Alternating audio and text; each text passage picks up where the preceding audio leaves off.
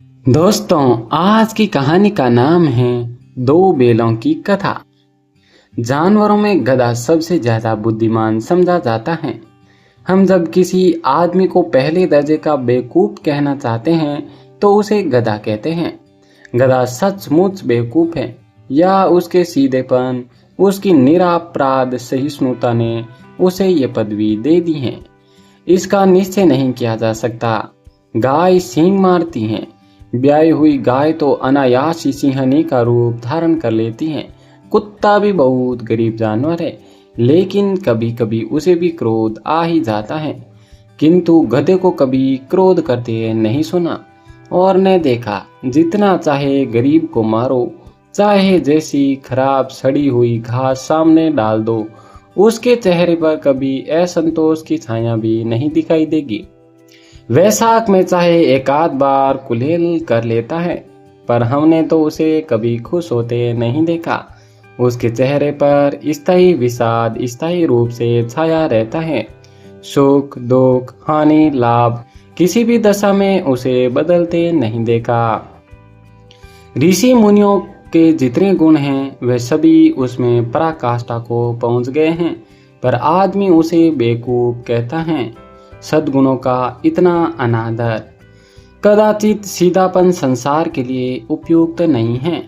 देखिए न, भारतवासियों की अफ्रीका में क्या दुर्दशा हो रही है। क्यों अमेरिका में उन्हें घुसने नहीं दिया जाता। बेचारे शराब नहीं पीते, चार पैसे कुछ समय के लिए बचा कर रखते हैं, जी तोड़ कर काम करते हैं, किसी से लड़ाई झगड़ा नहीं करते, चार बातें सुनकर गम खा जाते हैं, फिर भी बदनाम है। कहा जाता है ये जीवन के आदर्श को नीचा करते हैं। अगर वे ईंट का जवाब पत्थर से देना सीख जाते तो शायद सभ्य कहलाने लगते। जापान की मिसाल सामने है। एक ही विजय ने उसे संसार की सभ्य जातियों में गण्य बना दिया। लेकिन गधे का एक छोटा भाई और भी है जो उसके कम ही गधा हैं, और वह हैं बेल। जिस अर्थ में हम गधा का प्रयोग करते हैं, कुछ उससे से मिलते जुलते अर्थ में बछिया के ताऊ का भी प्रयोग करते हैं। कुछ लोग बेल को शायद बेवकूफ़ी में सर्वश्रेष्ठ कहेंगे, मगर हमारा विचार ऐसा नहीं है। बेल कभी कभी मारता भी है, कभी कभी अड़ियल बेल भी देखने में आता है और भी कई रीतियों से अपना असंतोष प्रकट कर देता है। अतएव उसका स्थान गधे से नीचा है। जोरी के पास दो बेल थे, हीरा और मोती। देखने में सुंदर, काम में चौकस, डील में ऊंचे। बहुत दिनों साथ रहते रहते दोनों में भाईचारा हो गया था। दोनों आमने सामने या आसपास बैठे हुए एक दूसरे से मूक भाषा में विचार विनिमय किया करते थे। एक दूसरे के मन की बात को कैसे समझा जाता है हम कह नहीं सकते। अवश्य ही उनमें कोई ऐसी गुप्त शक्ति थी जिसे जीवों में श्रेष्ठता का दावा करने वाला मनुष्य वंचित है। दोनों एक दूसरे को चाट कर सूंघ कर अपना प्रेम प्रकट करते हैं। कभी कभी दोनों सींग भी मिला लिया करते थे, विग्रह के नाते से नहीं, केवल विनोद के भाव से, आत्मीयता के भाव से। जैसे दोनों में घनिष्ठता हो ही थी। धोल थप्पा होने लगता है। इसके बिना दोस्ती कुछ फुसफुसी, कुछ हल्की सी रहती है, फिर ज्यादा विश्वास नहीं किया जा सकता। जिस वक्त ये दोनों बेल हल या गाड़ी में जोत दिए जाते और गर्दन हिला हिला कर चलते, उस समय हर एक की चेष्टा होती कि ज्यादा से ज्यादा बोझ मेरी ही गर्दन पर रहे। दिन भर के बाद दोपहर या संध्या को दोनों खुलते तो एक दूसरे को चाट चूट कर अपनी थकान मिटा लिया करते। नाद में खली भूसा पड़ जाने के बाद दोनों साथ उठते, साथ में नाद में मुंह डालते और साथ में ही बैठते। एक मुंह हटा लेता तो दूसरा भी हटा लेता था। संयोग की बात, झुरी ने एक बार गोई को ससुराल भेज दिया। बेलों को क्या मालूम वे कहाँ भेजे जा रहे हैं। समझे मालिक ने हमें बेच दिया। अपना या बेचा जाना उन्हें अच्छा लगा या बुरा कौन जाने, पर झुरी के साले गैया को घर तक गोई ले जाने में दांतों पसीना आ गए। पीछे से हाँकता तो दोनों दाएं बाएं भागते, पगहिया पकड़कर आगे से खींचता तो दोनों पीछे की ओर जोर लगाते, मारता तो दोनों सींगे नीचे करके ऊंकारते। अगर ईश्वर ने उन्हें वाणी दी होती तो झुरी से पूछते, तुम हम गरीबों को क्यों निकाल रहे हो? हमने तो तुम्हारी सेवा करने में कोई कसर नहीं उठा रखी। अगर इतनी मेहनत से काम न चलता था तो और काम कर लेते। हमें तो तुम्हारी चाकरी में मर जाना कबूल था। हमने कभी दाने पानी की शिकायत नहीं की। तुमने जो कुछ खिलाया वह सिर झुकाकर खा लिया, लेकिन तुमने हमें इस जालिम के हाथ क्यों बेच दिया? संध्या समय दोनों बैल अपने नए स्थान पर पहुंचे। दिन भर के भूखे थे, लेकिन जब नान में लगाए गए तो एक ने भी उसमें मुंह नहीं डाला। दिल भारी हो रहा था। जिसे उन्होंने अपना घर समझा रखा था वह आज उनसे छूट गया। वह नया घर, नया गांव, नए आदमी उन्हें बगाने में लगते थे। दोनों ने अपनी मूक भाषा में सलाह की, एक दूसरे को कनखियों से देखा और लेट गए। जब गांव में सोपा पड़ गया तो दोनों ने जोर मारकर पगड़ा तुड़ा डाले और घर की तरफ चले। पगड़े बहुत मजबूत थे। अनुमान नहीं हो सकता था कि कोई बैल उन्हें तोड़ा सकता था, पर इन दोनों में इस समय दूनी शक्ति आ गई थी। एक एक झटके में रस्सियाँ टूट गई। झुरी प्रातकाल सोकर उठा तो देखा कि दोनों बैल चरनी पर खड़े हैं। दोनों ही गर्दनों में आधा आधा घराव लटक रहा है। घुटने तक पांव कीचड़ से भरे हैं और दोनों की आंखों में विद्रोह में सने झलक रहा है। झुरी बैलों को देखकर सने से गदगद हो गया। दौड़कर उन्हें गले लगा लिया। प्रेमालिंगन और चुंबन का वह दृश्य बड़ा ही मनोहर था। घर और गांव के लड़के जमा हो गए और तालियां बजा बजा कर उनका स्वागत करने लगे। और गांव के इतिहास में यह घटना अभूतपूर्व न होने पर भी महत्वपूर्ण थी। बाल सभा में निश्चय किया, दोनों पशु वीरों का अभिनंदन पत्र देना चाहिए। कोई अपने घर से रोटियां लाया, कोई गुड़, कोई चोकर, कोई भूसी। एक बालक ने कहा, ऐसे बैल किसी के पास न होंगे। दूसरे ने समर्थन किया, इतनी दूर से दोनों अकेले चले आए। तीसरा बोला, बैल नहीं हैं, उस जन्म के आदमी हैं। इसका प्रतिवाद करने का किसी को साहस नहीं हुआ। झूरी की स्त्री ने बैलों को द्वार पर देखा तो जल उठी। बोली, कैसे नमक हराम बैल हैं कि एक दिन वहां काम ने किया, भाग खड़े हुए। झूरी अपनी बैलों पर यह आक्षेप न सुन सका। नमक हराम क्यों है? चारा दाना न दिया होगा तो क्या करते? स्त्री ने रोब के साथ कहा, बस तुम ही तो बैलों को खिलाना जानते हो, और तो सभी पानी पिला पिला कर रखते हैं। झूरी ने चिढ़ाया, चारा मिलता तो क्यों भागते? स्त्री चिढ़ गई। भागे इसलिए कि वे लोग तुम जैसे बुद्धुओं की तरह बैल को सहलाते नहीं, खिलाते हैं तो रगड़ कर जोते भी हैं। ये दोनों ठहरे कामचोर भाग निकले। अब देखूं कहाँ से खली और चोकर मिलता है। सूखे भूसे के सिवा कुछ न दूंगी, खाए चाहे मरे।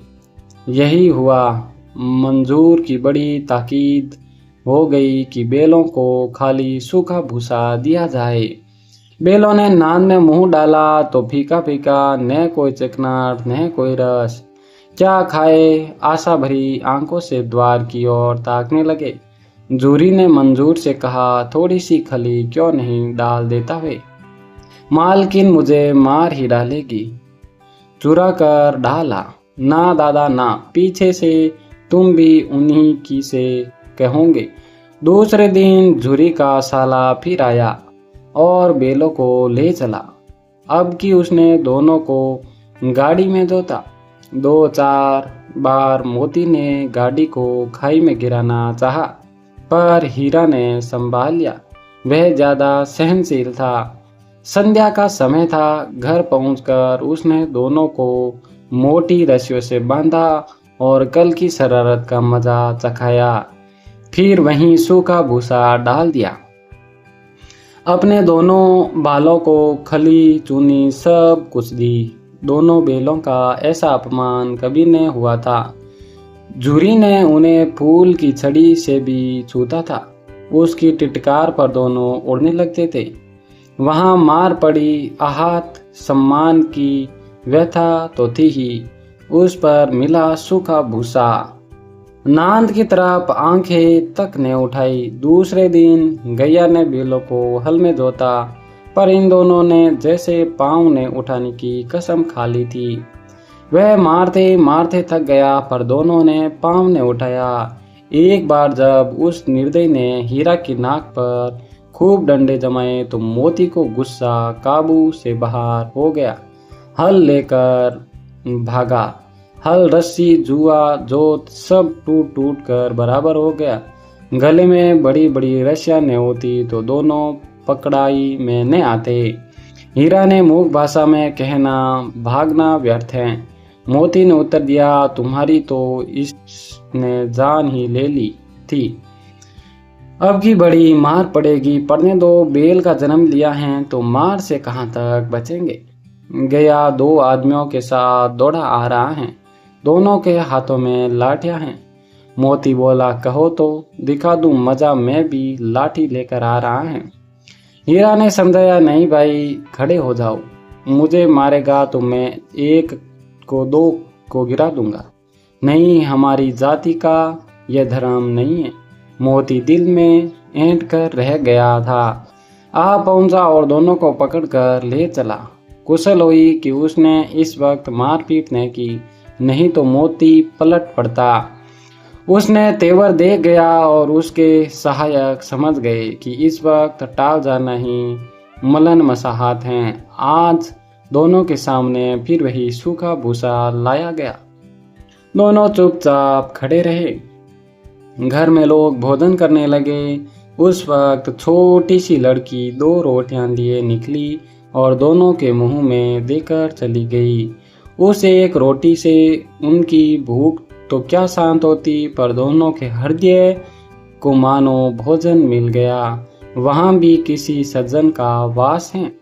लड़की बहरों की थी। उसकी माँ मर चुकी थी। सौतेली माँ उसे मारती रहती थी, इसलिए इन बेलों में से एक प्रकार की आत्मीयता हो गई थी। दोनों दिन भर आते, डंडे खाते, अड़ते, शाम को धान पर बांधे जाते थे और रात को वही बालिका उन्हें दो रोटियां खिला जाती। प्रेम के इस प्रसाद की ये बरकत थी कि दो दो गाल सूखा भूसा खाकर भी दोनों दुर्बल नहीं होते थे, मगर दोनों की आंखों में रोम रोम में विद्रोह भरा हुआ था। एक दिन मोती ने मूक भाषा में कहा, अब तो नहीं सहा जाता हीरा, क्या करना चाहते हो? एकाध को सींगों पर उठाकर फेंक दूंगा, लेकिन जानते हो न, वे प्यारी लड़की जो हमें रोटियां खिलाती हैं उसी की लड़की हैं जो इस घर का मालिक है। यह बेचारी अनाथ हो जाएगी तो मालकिन को फेंक दूं, वही तो इस लड़की को मारती हैं। लेकिन औरत जात पर सींग चलाना मना है, ये भूल जाते हो। तुम तो किसी तरह निकलने ही नहीं देते। बताओ, तुड़ाकर भाग चले। हाँ, यह मैं स्वीकार करता, लेकिन इतनी छोटी रस्सी टूटेगी कैसे? इसका एक उपाय है। पहले रस्सी को थोड़ा चबा लो, फिर एक झटके में जाती है। रात को जब बालिका रोटियां खिलाकर चली गई तो दोनों रस्सियां चबाने लगे, पर मोटी रस्सी मुंह में न आती थी। बेचारे बार बार लगाकर रह जाते थे। साहस घर का द्वार खुला और वह लड़की निकली। दोनों सिर झुकाकर उसका हाथ चाटने लगे। दोनों की पूंछें खड़ी हो गई। उसने उनके माथे सहलाए और बोली, खोल देती हूँ, चुप कैसे भाग जाओ, नहीं तो ये लोग मार डालेंगे। आज घर में सलाह हो रही है कि इनकी नाकों में नाथ डाल दी जाए। उसने गराव खोल दिए पर दोनों चुप खड़े रहे। मोती ने अपनी भाषा में पूछा, अब चलते क्यों नहीं?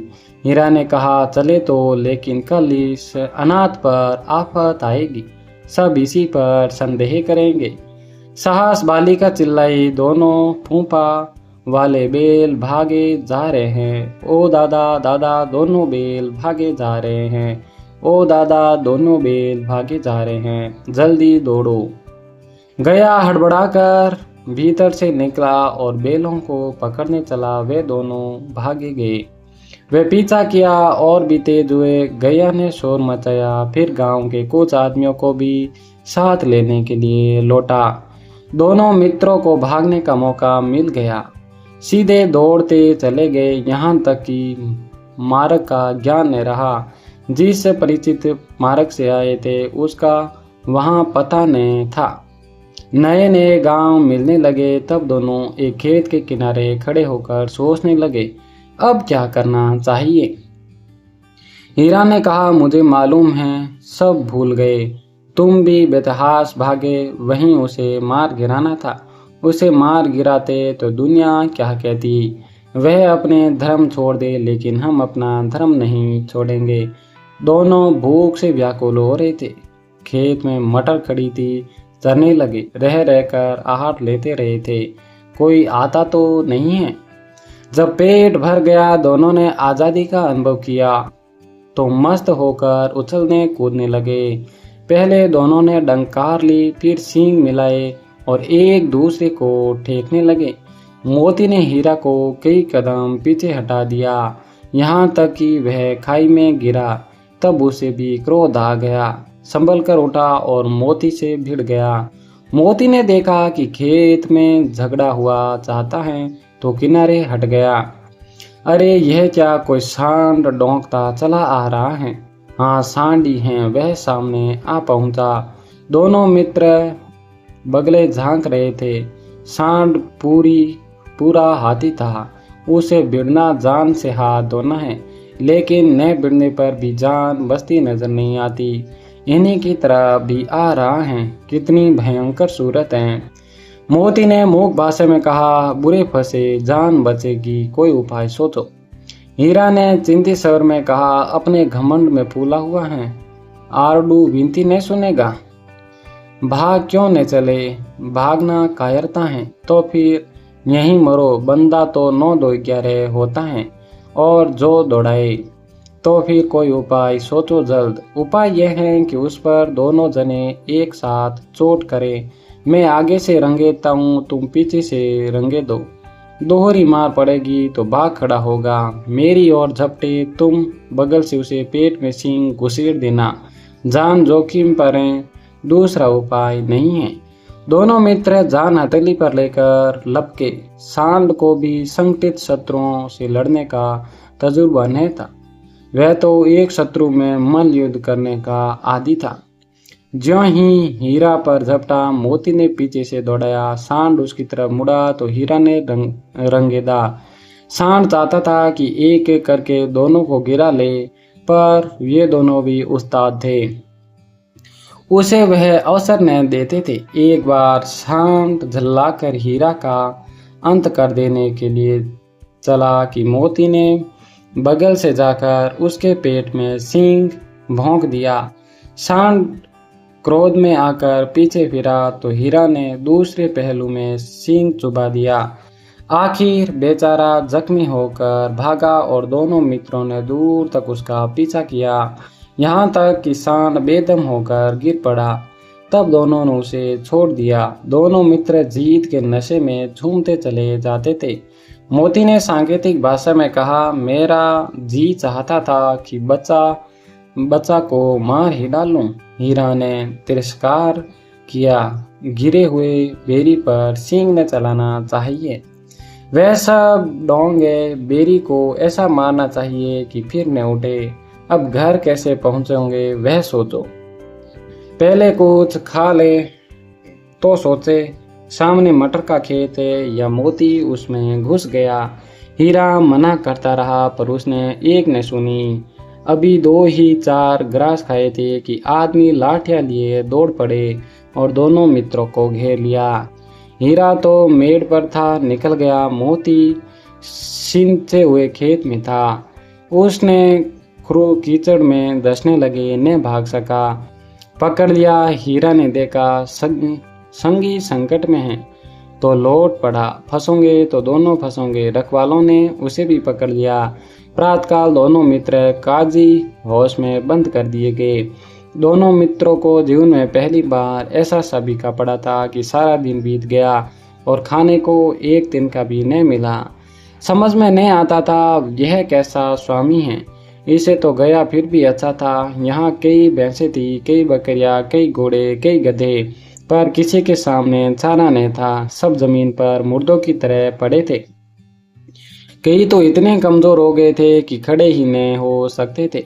सारा दिन मित्र फाटक की ओर टकटकी लगाकर रहते, पर कोई चारा नहीं लेकर आता दिखाई दिया। तब दोनों ने दीवार की नमकीन मिट्टी चाटनी शुरू की, पर इसे क्या तृप्ति होती। रात को भी जब कुछ भोजन न मिला तो हीरा के दिल में विद्रोह की ज्वाला दहक उठी।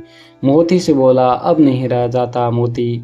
मोती ने फिर लटकाए हुए जवाब दिया, मुझे तो मालूम होता है कि प्राण निकल रहे हैं। आओ दीवार तोड़ डाले, मुझ में तो अब कुछ नहीं होगा। बस इसी बूथ पर अकड़ते थे। सारी अकड़ निकल गई। बाड़े की दीवार कच्ची थी। हीरा मजबूत तो था ही।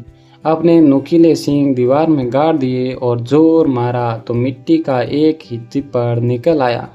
फिर तो उसका साहस बढ़ा। उसने दौड़ दौड़ कर दीवार पर चोटें की और हर चोट में थोड़ी थोड़ी मिट्टी गिरने लगता। उसी समय काजी होश का चौकीदार लालटेन लेकर जानवरों की हाजिरी लेने आ निकला। हीरा का अड़कपन देखकर उसे कई डंडे रसीद किए और मोटी सी रस्सी से बांध दिया। मोती ने पड़े पड़े कहा, आखिर मार खाई, क्या मिला? अपने बूते भर जोर से तो मार दिया। ऐसा जोर मारना किस काम का कि और बंधन में पड़ गए। जोर तो मारता ही जाऊंगा, चाहे कितने ही बंधन पड़ते जाए। जान से हाथ धोना पड़ेगा, कुछ परवाह नहीं। यों भी तो मरना ही है। सोचो, दीवार खुद जाती तो कितनी जाने बच जाती। इतने भाई यहाँ बंद है, किसी की देह में जान नहीं है। 2-4 दिन यही हाल रहा तो मर जाएंगे। हाँ, ये बात तो है। अच्छा तो ला, फिर मैं भी जोर लगाता हूँ। मोती ने भी दीवार में सींग मारा। थोड़ी सी मिट्टी गिरी और फिर हिम्मत बढ़ी। फिर तो वह दीवार में सींग लगाकर इस तरह जोर करने लगा मानो किसी प्रतिद्वंदी से लड़ रहा है। आखिर कोई 2 घंटे की जोर आजमाई के बाद दीवार ऊपर से लगभग 1 हाथ गिर गई। उसने दूनी शक्ति से दूसरा धक्का मारा तो आधी दीवार गिर पड़ी। दीवार का गिरना था कि अधमरे से पड़े हुए सभी जानवर चेत उठे। तीनों घोड़ियां सरपट भाग निकली, फिर बकरियां निकली, इसके बाद भैंस भी खसक गई, पर गधे अभी तक ज्यों के त्यों खड़े थे। हीरा ने पूछा, तुम दोनों क्यों नहीं भाग जाते? एक गधे ने कहा, जो कहीं फिर पकड़ लिए जाए तो क्या हर्ज है, अभी तो भागने का अवसर है। हमें तो डर लगता है, हम यहीं पड़े रहेंगे। आधी रात से ऊपर जा चुकी थी। दोनों गधे अभी तक खड़े सोच रहे थे कि भागे या न भागे, और मोती अपने मित्र की रस्सी तोड़ने में लगा हुआ था। जब वह हार गया तो हीरा ने कहा, तुम जाओ, मुझे यहीं पड़ा रहने दो, शायद कहीं भेंट हो जाए। मोती ने आंखों में आंसू लाकर कहा, तुम मुझे इतना स्वार्थी समझते हो? हीरा, हम और तुम इतने दिनों एक साथ रहे हैं, आज तुम विपत्ति में पड़ गए हो तो मैं तुम्हें छोड़कर अलग हो जाऊं? हीरा ने कहा, बहुत मार पड़ेगी, लोग समझ जाएंगे यह तुम्हारी शरारत है। मोती ने गर्व से बोला, जिस अपराध के लिए तुम्हारे गले में बंधना पड़ा है उसके लिए अगर मुझे मार पड़े तो क्या चिंता। इतना तो हो ही गया कि 9-10 प्राणियों की जान बच गई, वे सब तो आशीर्वाद देंगे। यह कहते हुए मोती ने दोनों गधों को सींगों से मार मार कर बाड़े से बाहर निकाला और तब अपने बंधु के पास आकर सो रहा। भोर होते ही मूसी और चौकीदार तथा अंदर कर्मचारियों में कैसी खलबली मची, इसके लिखने की जरूरत नहीं। बस इतना ही काफी है कि मोती की खूब मरम्मत हुई, उसे भी मोटी रस्सी से बांध दिया गया। 1 सप्ताह तक दोनों मित्र वहां बंधे पड़े रहे। किसी ने चारे का एक तण भी नहीं डाला। हाँ, एक बार पानी दिखा दिया जाता था, यही उनका आधार था। दोनों इतने दुर्बल हो गए कि उठा तक नहीं जाता था। ठठरिया निकल आई थी। एक दिन बाड़े के सामने डुग्गी बजाने लगी और दोपहर होते होते वहां 50-60 आदमी जमा हो गए। तब दोनों मित्र निकल गए और लोग आकर उनकी सूरत देखते और मन फीका करके चले जाते। ऐसे मृतक बेल का कौन खरीदार होता। सहसा एक दड़ियल आदमी, जिसकी आंखें लाल थी और मुद्रा अत्यंत कठोर, आया और दोनों मित्रों के कुल्हों में उंगली खोदकर मुंशी जी से बात करने लगा। चेहरा देखकर अंतर्ध्यान से दोनों मित्रों का दिल कांप उठे। वे क्यों हैं और क्यों टटोल रहे हैं, इस विषय में उन्हें कोई संदेह नहीं हुआ। दोनों ने एक दूसरे को भीत नेत्रों से देखा और सिर झुका लिया। हीरा ने कहा, गया के घर से नाहक भागे, अब तो जान न बचेगी। मोती ने अश्रद्धा के भाव से उत्तर दिया, कहते हैं भगवान सबके ऊपर दया करते हैं, उन्हें हमारे ऊपर दया क्यों नहीं आती। भगवान के लिए हमारा जीना मरना दोनों बराबर हैं। चलो अच्छा ही है, कुछ दिन उसके पास तो रहेंगे। एक बार उस भगवान ने उस लड़की के रूप में हमें बचाया था, क्या अब न बचाएंगे। यह आदमी छुरी चलाएगा, देख लेना। तो क्या चिंता है, मांस खाल सींग हड्डी सब किसी के काम आ जाएगा। नीलाम हो जाने के बाद दोनों मित्र उस दड़ियल के साथ चले। दोनों की बोटी बोटी कांप रही थी। बेचारे पांव तक न उठा सकते थे, पर भय के मारे गिरते पड़ते भागे जाते थे, क्योंकि वह जरा भी चाल धीमी हो जाने पर डंडा जमा देता था। राह में गाय बैलों का एक रेवड़ हरे भरे हार में चर नजर आया। सभी जानवर प्रसन्न थे, चिकने चप्पल, कोई उछलता, कोई आनंद से बैठा पांगुर करता था। कितना सुखी जीवन था इनका, पर कितने स्वार्थी हैं सब। किसी को चिंता नहीं थी कि उनके 2 भाई बंदी के हाथ पड़े, कैसे दुखी हैं। सहसा दोनों को ऐसा मालूम हुआ कि परिचित रहा है। हाँ, इसी रास्ते से गया उन्हें ले गया था। वही खेत, वही बाग, वही गांव मिलने लगे। प्रतिक्षण उनकी चाल तेज होने लगी। सारी थकान, सारी दुर्बलता गायब हो गई। आहा, यह लो अपना ही हार गया। इसी कुएं पर हम पूर चलाने आया करते थे, यही कुआं है। मोती ने कहा, हमारा घर नजदीक आ गया है। हीरा बोला, भगवान की दया है, मैं तो अब घर भागता हूँ, वह जाने देगा, इसे मैं मार गिराता हूँ। नहीं नहीं, दौड़कर थान पर चलो, यहाँ से आगे हम न जाएंगे। दोनों उन्मत्त होकर बछड़ों की भांति कुलेल करते घर की ओर दौड़े। वह हमारा थान है। दोनों दौड़कर अपने अपने थान पर आए और खड़े हो गए। दड़ियल भी पीछे पीछे दौड़ता चला आता था। झुरी द्वार पर बैठा धूप खा रहा था। दोनों बेलों को देखते ही दौड़ा, उन्हें बारी बारी से गले लगाने लगा। मित्रों की आंखों से आनंद के आंसू बहने लगे। एक झुरी का हाथ चाट रहा था। दड़ियल ने जाकर बेलों की रस्सियां पकड़ ली। झुरी ने कहा, मेरे बेल हैं, तुम्हारे बेल कैसे हैं। मैं मवेशी खाने से नीलाम किए आया हूँ। मैं तो समझता हूँ चुरा लिए जाए आते हो। चुपके से चले जाओ, मेरे बेल हैं, मैं बेचूंगा तो बिकेंगे। किसी को मेरे बेल नीलाम करने का क्या अधिकार है। जाकर थाने में रपट कर दूंगा। मेरे बेल है, इसका सबूत यह है कि मेरे द्वार पर खड़े हैं। दड़ियल झल्लाकर बेलों को जबरदस्ती पकड़ ले जाने के लिए बढ़ा। उसी वक्त मोती ने सींग चलाया। दड़ियल पीछे हटा। मोती ने पीछा किया। दड़ियल भागा। मोती पीछे दौड़ा। गांव के बाहर निकल जाने पर वह रुका पर खड़ा दड़ियल का रास्ता वह देख रहा था। दड़ियल दूर खड़ा धमकियां दे रहा था, गलियां निकाल रहा था, पत्थर फेंक रहा था और मोती विजय सुर की भांति उसका रास्ता रोके खड़ा था। गांव के लोग यह तमाशा देखते थे और हंसते थे। जब दड़ियल हार कर चला गया तो मोती अकड़ाता हुआ लौटा। हीरा ने कहा, मैं तो डर गया था कि कहीं तुम गुस्से में जाकर मारने बैठो।